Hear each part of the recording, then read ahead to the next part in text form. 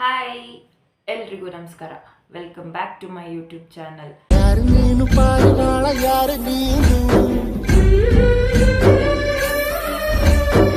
So ಇವತ್ತು ಗೌರಿ ಗಣೇಶ ಹಬ್ಬ ಇರೋದ್ರಿಂದ ಎಲ್ಲರಿಗೂ ಗೌರಿ ಗಣೇಶ ಹಬ್ಬದ ಹಾರ್ದಿಕ ಶುಭಾಶಯಗಳು. ನಮ್ಮ ಮನೆಯಲ್ಲಿ ನಾವು ಗೌರಿ ಹಬ್ಬನ ಹೇಗೆ ಆಚರಿಸಿದ್ವಿ ಅಂತ ನಾನು ನಿಮಗೆ ತೋರಿಸ್ಕೊಡ್ತೀನಿ ಈ ಫುಲ್ ವ್ಲಾಗಲ್ಲಿ. ಈ ವ್ಲಾಗ್ ಫುಲ್ ಗೌರಿ ಗಣೇಶ ಹಬ್ಬದ್ದೇ ಆಗಿರುತ್ತೆ. So let's begin. ಬೆಳಗ್ಗೆ ನಮ್ಮಮ್ಮ 6 ಗಂಟೆಗೆ ಎಬ್ಸ್ತೀನಂತ ಹೇಳಿತ್ತು. ನಮ್ಮಮ್ಮ 6 ಗಂಟೆಗೆ ಎಬ್ಸೋಕ್ಕೆ ಸ್ಟಾರ್ಟ್ ಮಾಡಿದ್ರೆ ನಾವು ಎದ್ದಿದ್ದು 7 ಗಂಟೆ ಆಗಿತ್ತು.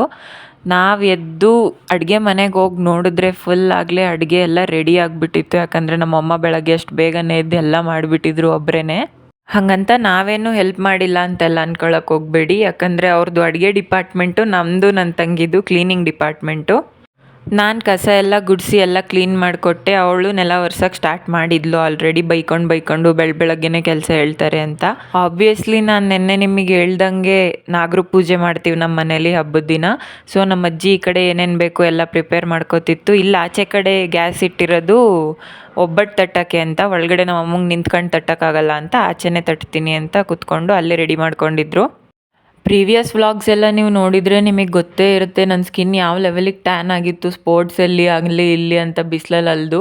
ಸೊ ಅದಕ್ಕೋಸ್ಕರ ಅಂತ ಫೇಸ್ ಪ್ಯಾಕ್ ರೆಡಿ ಮಾಡ್ಕೊಂಡಿದ್ದೆ. ಮಿಕ್ಕಿದ್ದು ನನ್ನ ತಂಗಿಗೂ ಒಂಚೂರು ಕೊಟ್ಟು ಅವಳಿಗೂ ಒಂಚೂರು ಹಾಕೋ ಅಂತೇಳಿ ರೆಡಿಯಾಗಿದ್ದಾಯಿತು. ನಾನು ಪೋಸ್ ಕೊಟ್ಕೊಂಡು ಹಿಂಗೆಲ್ಲ ಅವತಾರ ಆಡ್ತಾಯಿದ್ದೆ. ಈ ಕಡೆ ನೋಡಿದ್ರೆ ನಮ್ಮ ಅಜ್ಜಿ ನಾಗರು ಪೂಜೆ ಹತ್ರ ಏನೇನು ತಗೊಂಡು ಹೋಗಬೇಕು ಆ ವಸ್ತುಗಳನ್ನೆಲ್ಲ ತುಂಬ್ತಾಯಿದ್ರು. ಏನೇನು ಬೇಕು ಅಲ್ಲಿಗೆ ತೊಗೊಂಡೋಗೋದವೆಲ್ಲನೂ. ಹಬ್ಬಗಳು ಬಂತು ಅಂದರೆ ನಮ್ಮ ಮನೇಲಿ ಯಾರೂ ಫ್ರೀ ಆಗಿರಲ್ಲ. ಒಬ್ಬೊಬ್ರಿಗೆ ಒಂದೊಂದು ಕೆಲಸ ಅಂತ ವಹಿಸ್ಬಿಟ್ಟಿರ್ತಾರೆ. ಇವಾಗ ನಾನು ಸ್ನಾನ ಮಾಡ್ಕೊಂಡು ಬರೋ ಅಷ್ಟರಲ್ಲಿ ನನ್ನ ತಂಗಿ ನೆಲ ಎಲ್ಲ ಒರೆಸಿದ್ಲು, ಎಲ್ಲ ಹಾರ್ಕೊಂಡಿತ್ತು. ನೆಕ್ಸ್ಟ್ ನನ್ನ ಕೆಲಸ ಪೂಜೆ ಮಾಡ್ಕೊಳ್ಳೋದು. ನಾನು ಪೂಜೆಗೆ ಅಂತ ಹೋಗ್ತೀನಿ, ನನ್ನ ತಂಗಿ ಸ್ನಾನಕ್ಕಂತ ಹೋಗ್ತಾಳೆ. ಒಬ್ಬೊಬ್ರದ್ದು ಒಂದೊಂದು ಕೆಲಸ. ಯಾರೂ ಕೂಡ ಫ್ರೀ ಅನ್ನೋದು ಇರೋದೇ ಇಲ್ಲ ಹಬ್ಬದ ಟೈಮ್ಗಳಲ್ಲಿ. ಪೂಜೆ ಮಾಡೋದು ನಾನು ನಮ್ಮ ಮನೆಗೆ ಹೋದರೆ ನನ್ನದೇ ಕೆಲಸ, ಅದು ಫಿಕ್ಸು. ನಮ್ಮ ಅಪ್ಪಾಜಿ ಎಸ್ಕೇಪ್ ಆಗಿಬಿಡ್ತಾರೆ ಪೂಜೆ ಅನ್ನೋ ವಿಷಯದಿಂದ.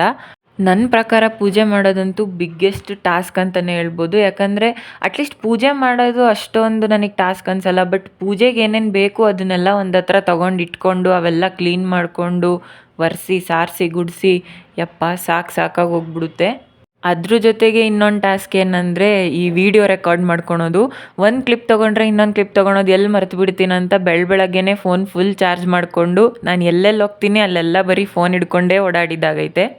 ಇಷ್ಟೆಲ್ಲ ಕೆಲಸ ಮಾಡೋದ್ರ ಜೊತೆಗೆ ಬೆಳಗ್ಗೆನೇ ಬೈಗುಳನೂ ಕೇಳ್ಬೇಕು ನಾವು. ಏನಾರ ಒಂದು ಮರ್ತಿದ್ದೀವಿ ಎತ್ಕೊಡ್ರಿ ಅಂದ್ಬಿಟ್ರೆ ನಮ್ಮ ಮನೇಲಂತೂ ದೇವ್ರೆ, ನಾವು ನಿಮ್ಮ ವಯಸ್ಸಲ್ಲಿದ್ದಾಗ ಕಲ್ಲು ತಿಂದು ಕರಗಿಸ್ತಿದ್ವಿ, ನೆಲಗುದ್ದು ನೀರು ತೆಗಿತಿದ್ವಿ ಅಂತ ಶುರು ಮಾಡಿಬಿಡ್ತಾರೆ ಗುರು ದೇವ್ರೆ. ಕೇಳೋಕ್ಕಾಗಲ್ಲ. ಅದನ್ನು ಕೇಳೋಳು ಯಾವಳು ಅನ್ನೋ ಜಿಗುಪ್ಸೆಗೇ ಅವ್ರಿಗೆ ಹೇಳೋದೇ ಇಲ್ಲ ಕೆಲಸಗಳು. ನಾವೇನಾರು ತಗೋಬೇಕಂದ್ರೆ ನಾನೇ ಎತ್ತಕ್ಕೊಂಬಿಡ್ತೀನಿ. ಆ ಲೆವೆಲಿಗೆ ಭಯ ಇಟ್ಬಿಟ್ಟಿದ್ದಾರೆ ನಮ್ಮ ಮನೇಲಿ. ಇದೇ ಗ್ಯಾಪಲ್ಲಿ ನಮ್ಮ ಅಜ್ಜಿ ಚಿಗ್ನಿ ಮತ್ತು ಅಕ್ಕಿ ಟೊಮಟ ಎಲ್ಲ ಕಲಸಿಟ್ಟಿದ್ರು. ಅದನ್ನು ಮತ್ತೆ ಕಡಲೆ ಅದೇನೇನೋ ಕಲಿಸ್ಬೇಕು ಅಂತ ಹೇಳ್ಬಿಟ್ಟು ಎಲ್ಲ ಹಳೆ ಮನೆ ಹತ್ರ ತೊಗೊಂಡೋಗಿ ಕಲ್ಸ್ಕೊಂಡು ಬರ್ತೀವಿ. ಮತ್ತೆ ಅಲ್ಲಿ ತೋಟದಲ್ಲಿ ಸೊಳ್ಳೆ ಅಲ್ವಾ, ಹಾಗಾಗಿ ಅಲ್ಲಿ ಕಲ್ಸೋಕ್ಕಾಗಲ್ಲ ಅಂತ ಎಲ್ಲ ಅಲ್ಲಿಗೆ ತೊಗೊಂಡೋದ್ರು.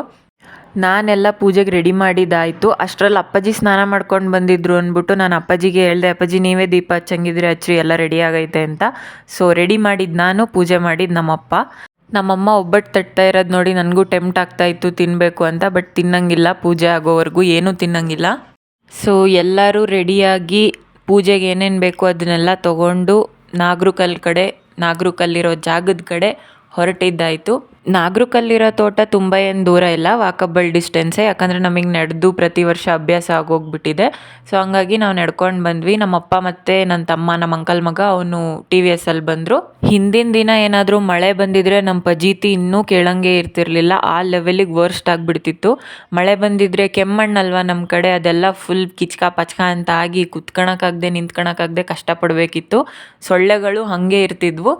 ಬಟ್ ಮಳೆ ಬಂದಿಲ್ಲದೆ ಇರೋ ಕಾರಣ ನಾವು ಸ್ವಲ್ಪ ಆರಾಮಾಗಿ ಪೂಜೆ ಮಾಡಿಕೊಂಡು ಬರೋ ಥರ ಇತ್ತು ವೆದರು. ನಾವು ಹೋಗೋ ಅಷ್ಟರಲ್ಲಿ ಆಲ್ರೆಡಿ ಎಲ್ಲ ಬಂದುಬಿಟ್ಟಿದ್ರು. ದೊಡ್ಡಪ್ಪಾಸ್, ದೊಡ್ಡಮ್ಮ, ಸಣ್ಣತಮ್ಮಸ್, ಚಿಕ್ಕಮ್ಮಸ್, ಅಂಕಲ್ಸ್ ಎಲ್ಲರೂ ಬಂದುಬಿಟ್ಟಿದ್ರು.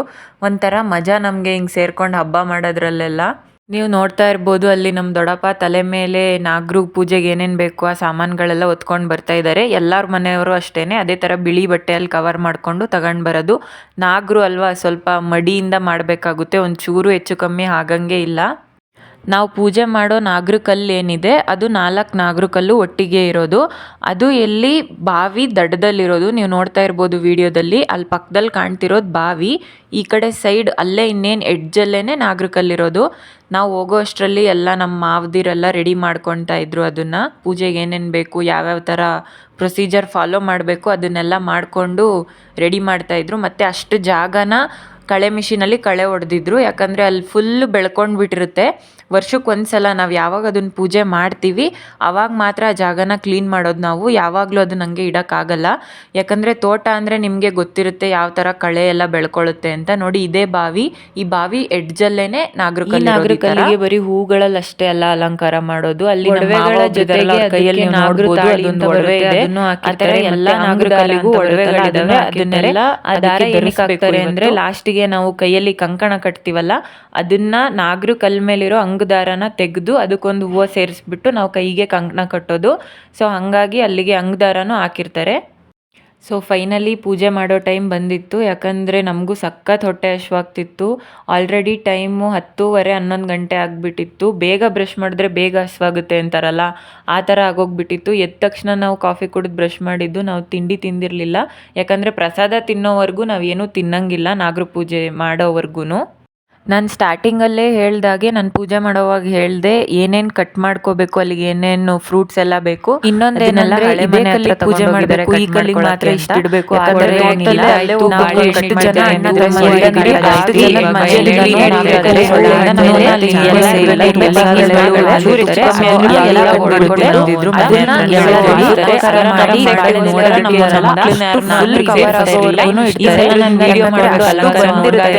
ಸಾಮಗ್ರಿಗಳು ಮೇಲೆ ನನ್ನ ಸೈಡಲ್ಲಿ ನಿಂತಿದ್ದೆ. ಒಂಚೂರು ಹೆಚ್ಚು ಕಮ್ಮಿ ಆದರೂ ನಿಜ ಸೀದಾ ಬಾವಿ ಒಳಗೆ ಹೋಗೋದೇನೆ, ಅಷ್ಟು ಅಲ್ಲಿ ಜಾರೋ ಥರ ಎಲ್ಲ ಇರುತ್ತೆ. ಅಗೇನ್ ನಾನು ಮತ್ತೆ ಇಷ್ಟು ಡೀಟೇಲಿಂಗಾಗಿ ಎಲ್ಲದನ್ನು ವಿಡಿಯೋ ಮಾಡಿಕೊಂಡು ಎಡಿಟ್ ಮಾಡ್ತಿರೋದಕ್ಕೆ ಕಾರಣ ನಮ್ಮ ಅಕ್ಕ ಸ್ವೀಡನ್ನಲ್ಲಿದ್ದಾಳಲ್ಲ ಅವಳು. ಸೊ ಅವಳು ಹೇಳಿದ್ಲು ನನಗೆ ನಾಗರ ಪೂಜೆ ಎಲ್ಲ ಮಾಡೋದೆಲ್ಲ ನೀಟಾಗಿ ವಿಡಿಯೋ ಮಾಡ್ಕೊಂಡು ಹಾಕು, ನಾನು ಎಲ್ಲರನ್ನೂ ನೋಡಬೇಕು, ಎಲ್ಲರನ್ನೂ ನೋಡೋಂಗಾಗೈತೆ ಅಂತ. ಅವಳು ನಮ್ಮನ್ನು ಅಷ್ಟೇ ಮಿಸ್ ಮಾಡ್ಕೊತಿರ್ತಾಳೆ. ಸೊ ಹಾಗಾಗಿ ಅವಳಿಗೋಸ್ಕರ ಇಷ್ಟು ಹತ್ರ ನಿಂತ್ಕೊಂಡು ಇಷ್ಟೆಲ್ಲ ವಿಡಿಯೋ ಮಾಡಿಕೊಂಡು ಎಡಿಟ್ ಮಾಡ್ತಾಯಿದ್ದೀನಿ. ಸೊ ಅದು ಒಂಥರ ಖುಷಿ ಇದೆ ನನಗೆ. ಸೊ ನಾವು ಇಷ್ಟೆಲ್ಲ ರೆಡಿ ಮಾಡಿಕೊಂಡು ಏನೇ ಮಿಸ್ ಮಾಡಿದ್ರೂ ಶಂಕು ಮತ್ತು ಜಾಕ್ಟೆನ ಮಿಸ್ ಮಾಡೋಂಗೇ ಇಲ್ಲ, ಯಾಕಂದರೆ ಪೂಜೆ ಮಾಡುವಾಗ ಮೇಯ್ನ್ ಇಂಪಾರ್ಟೆಂಟ್ ರೋಲ್ ಶಂಕು ಮತ್ತು ಜಾಕ್ಟೆ ವಹಿಸ್ಕೊಂಡಿರುತ್ತೆ. ಹಳೆ ವಿಡಿಯೋ ಎಲ್ಲ ನೋಡಿದರೆ ನೀವು ನಮ್ಮ ಅಣ್ಣ ನಮ್ಮ ಅತ್ತಿಗೆನೆಲ್ಲ ನೋಡೇ ಇರ್ತೀರ. ಸೊ ಅವನೇ ನಮ್ಮ ಪ್ರತಾಪಣ್ಣ, ಅವನೇ ಶಂಕು ಊದೋದು ಪ್ರತಿ ಸಲ. ಅದೇನೋ ಗೊತ್ತಿಲ್ಲ, ಬೇರೆಯವ್ರಿಗೆ ಊದೋಕ್ಕಾಗಲ್ಲ ಅಂತನೋ ಅಥವಾ ಊದೋ ಟ್ರಿಕ್ಸ್ ಗೊತ್ತಿಲ್ಲ ಅಂತನೋ ಅವನು ಊದಿದಾಗ ಬರೋ ಥರ ಪರ್ಫೆಕ್ಷನ್ನಾಗಿ ಬೇರೆ ಯಾರು ಊದಿದ್ರೂ ಬರಲ್ಲ. ನಾವು ಅದೇ ಅಂದ್ಕೊತಿರ್ತೀವಿ, ನಾವು ಟ್ರೈ ಮಾಡ್ತೀವಲ್ವ, ನಮಗೆ ಯಾಕೆ ಹಂಗೆ ಊದಕ್ಕೆ ಬರಲ್ಲ ಅಂತೆಲ್ಲ. ಈ ಹಬ್ಬದಲ್ಲೂ ಮತ್ತು ಹಿರಿಯರ ಪೂಜೆ ನಾವೇನು ಮಾಡಿ ಎಡೆ ಇಡ್ತೀವಲ್ವ ಅವಾಗ್ಲೂ ಅವನೇ ಶಂಕು ಊದಬೇಕು. ಅದೇನೋ ಅದು ಅವನಿಗೆ ಒಂಥರ ಫಿಕ್ಸ್ ಆಗಿಬಿಟ್ಟಿದೆ ಆ ಕೆಲಸ. ಫೈನಲಿ ಎಲ್ಲ ರೆಡಿ ಆಗಿದೆ ಪೂಜೆಗೆ. ಕರ್ಪೂರ ಹಚ್ಚಿ ಕುಂಕುಮ ಅರಿಶಿನ ಎಲ್ಲ ಹಾಕಿ ಎಲ್ಲ ರೆಡಿ ಮಾಡಿದ್ದಾರೆ. ನೀವು ನೋಡ್ತಾ ಇರ್ಬೋದು ಈ ವಿಡಿಯೋದಲ್ಲೂ ನಮ್ಮ ಅಣ್ಣನೇ ಶಂಕು ಊದ್ತಾ ಇರೋದು, ಅಲ್ಲಿ ಕಾಣಿಸ್ತಾ ಇದ್ದಾನೆ ನೋಡಿ.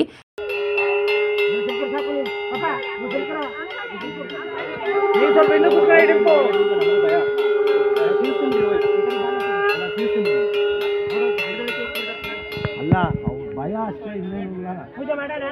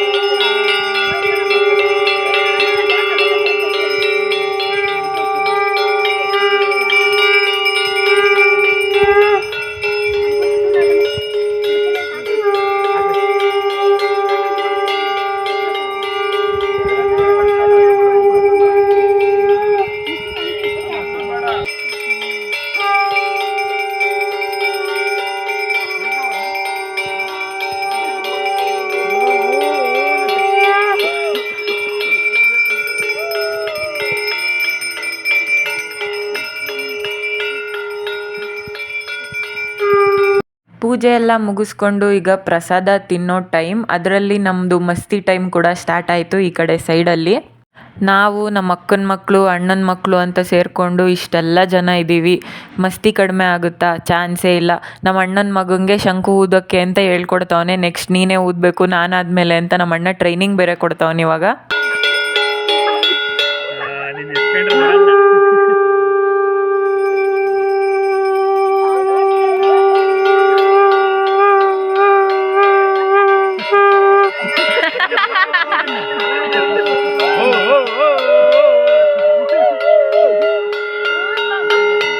ಜೊತೇಲಿ ನಮ್ಮ ಅಣ್ಣ ಬೇರೆಯವ್ರು ಇದ್ರಲ್ಲ, ನಮ್ಮ ಅಣ್ಣಂದಿರು ಅವರೆಲ್ಲ ಟ್ರೈ ಮಾಡ್ತಾಯಿದ್ರು, ನಾವು ಒಂದ್ಸಲ ಒತ್ತೀವಿ ಕೊಡು ಅಂತ. ಬಟ್ ಆ ಥರ ಸೌಂಡೇ ಬರ್ತಾ ಇರಲಿಲ್ಲ. ಅದನ್ನೇ ಎಲ್ಲರೂ ಆಡ್ಕೊಂಡು ನಗ್ತಾ ಇದ್ವಿ ನಾವಂತೂ.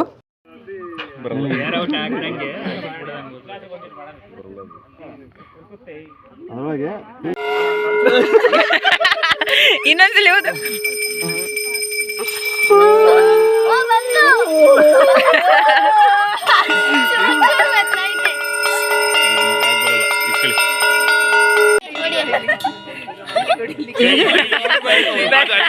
ಅದ್ ಬೆಡ್ತಕ್ಕೆ ಹೋಗ್ತಾ ಇದ್ ಫೋನ್ ಅಡ್ಡ ಹೊಡಿಯಲ್ಲ.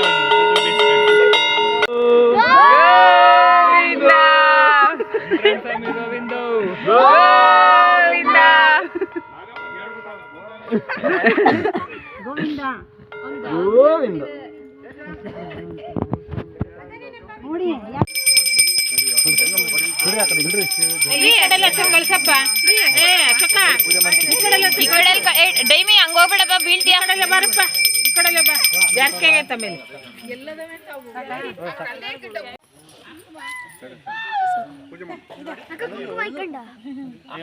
ಪೂಜೆ ಮಾಡೋವಾಗ್ಲೂ ಅಷ್ಟೇ, ನಾವು ಹಿಂಗೆ ತಿರ್ಗೋವಾಗಲಿ ಹುಷಾರಾಗಿ ಜೋಪಾನವಾಗಿ ಮಾಡಬೇಕು. ಯಾಕಂದರೆ ಒಂಚೂರು ಕಾಲು ಜಾರಿದ್ರು ಝುಯ್ ಅಂತ ಇದ್ರೊಳಗೆ ಇರ್ತೀವಿ, ಬಾವಿ ಒಳಗೆ ಫಿಕ್ಸು. ಸೊ ನೆಕ್ಸ್ಟ್ ನನ್ನ ಸರ್ದಿ ಅಂದ್ಬಿಟ್ಟು ನಾನು ಹೋದೆ. ಪೂಜೆ ಮಾಡಿ ಹಾಲು ತುಪ್ಪ ಬಿಟ್ಟು ಅದೊಂಥರ ನೆಮ್ಮದಿ ಸಮಾಧಾನ ಅಂತಾರಲ್ಲ ಆ ಥರ ಫೀಲಿಂಗು. ಎಲ್ಲ ಪೂಜೆ ಕೆಲಸ ಎಲ್ಲ ಮುಗಿದ್ಮೇಲೆ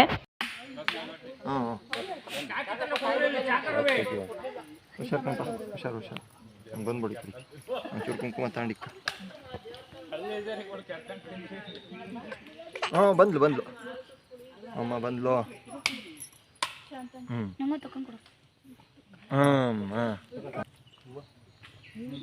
ಇದೆಲ್ಲ ಆದಮೇಲೆ ನಾನು ಸ್ಟಾರ್ಟಿಂಗಲ್ಲೇ ಹೇಳ್ದಾಗೆ ಕೈಗೆ ನಾವು ಕಂಕಣ ಏನು ಕಟ್ಕೊತೀವಿ ಆ ದಾರನ, ಆ ಅಂಗ ದಾರನ ನಾಗರ ಕಲ್ ಮೇಲೆ ಹಾಕಿರ್ತಾರೆ. ಅಲ್ಲಿಂದ ನಾವಂತೂ ತಕ್ಕೊಳಕ್ಕೆ ಹೋಗಲ್ಲ, ಯಾಕಂದರೆ ನಾವು ಮಿಸ್ಸಾಗಿ ತಾಳಿ ಇದೆಲ್ಲ ಎಲ್ಲಿ ಎಳ್ದು ಬಿಡ್ತೀವಿ ಅಂತ ನಾವು ಮುಟ್ಟಕ್ಕೆ ಹೋಗಲ್ಲ. ಅದನ್ನು ನಮ್ಮ ಅಂಕಲ್ಲು ಅಥವಾ ದೊಡ್ಡಪ್ಪ ಯಾರಾದರೂ ಇದ್ದರೆ ಅವ್ರ ಕೈಯಿಂದ ತೆಗೆಸ್ಕೊಂಡು ಅದನ್ನು ಕಟ್ಕೊಂಡಿದ್ದಾಯಿತು.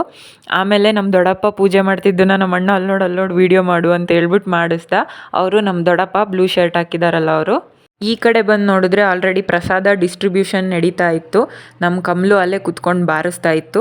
ಫೈನಲಿ ಪೂಜೆ ಎಲ್ಲ ಮುಗಿಸ್ಕೊಂಡು ಮನೆಗೆ ಹೊರಡೋ ಟೈಮ್ ಬಂತು. ಒಂದೆರಡು ಫೋಟೋಸ್ ತೆಕ್ಕೊಂಡು ಮನೆ ಕಡೆ ಹೊರಟಿದ್ದಾಯಿತು. ದಾರಿಲಿ ಹಂಗೆ ಬರುವಾಗ ನಮ್ಮೂರಿನ ಗಣೇಶ ಹೆಂಗಿದೆ ಅಂತ ಒಂದು ವಿಸಿಟ್ ಹಾಕ್ಕೊಂಡು ಬರೋಣ ಅಂತ ಹೋಗಿದ್ದೆ. ನಮ್ಮೂರಿನ ಗಣೇಶ ಈ ಸಲ ಮಸ್ತಾಗಿತ್ತು ಮಾತ್ರ, ನೋಡೋಕೆ ಫುಲ್ ಜಿಗ ಬಗ ಅಂತ ಲೈಟೆಲ್ಲ ಹಾಕಿ ಕುಂಡ್ರಿಸ್ಬಿಟ್ಟಿದ್ರು. ಅದೆಲ್ಲ ಮುಗಿಸ್ಕೊಂಡು ನಾನು ವಾಪಸ್ ಮನೆಗೆ ಬರೋ ಅಷ್ಟೊತ್ತಿಗೆ ಅಲ್ಲೇ ಎಲ್ಲರೂ ರೌಂಡ್ ಟೇಬಲ್ ಕಾನ್ಫರೆನ್ಸ್ ಥರ ಊಟಕ್ಕೆ ಶುರು ಮಾಡ್ಕೊಂಡಿದ್ರು. ಊಟ ಎಲ್ಲ ಮುಗಿಸ್ಕೊಂಡು ಮನೆಗೆ ಪೂಜೆಗೆ ಅಂತ ಬಂದಿದ್ದವರೆಲ್ಲ ವಾಪಸ್ ಅವ್ರ ಊರ ಕಡೆ ಹೊರಟಿದ್ದಾಯಿತು. ಹಾಗೆ ನಾನು ಬ್ಯಾಗ್ ಎಲ್ಲ ಪ್ಯಾಕ್ ಮಾಡಿಕೊಂಡು ನಡಿ ಹಾಸನ ಕಡೆ ಅಂತ ಬಂದೆ. ಡೈರೆಕ್ಟ್ ಬಸ್ ಇತ್ತು ಅಂತ. ಮಳೆ ಬರ್ತಿತ್ತು ಅಂತ ನಾನು ಟವಲ್ ಗುಬ್ರ ಹಾಕ್ಕೊಂಡು ಅಪ್ಪಾಜಿ ಹಿಂದೆ ಕೂತಿದ್ದೆ. ಸೊ ಇಷ್ಟೇ ಇವತ್ತಿನ ವ್ಲಾಗ್ ಕತೆ. Thank you for watching. Bye.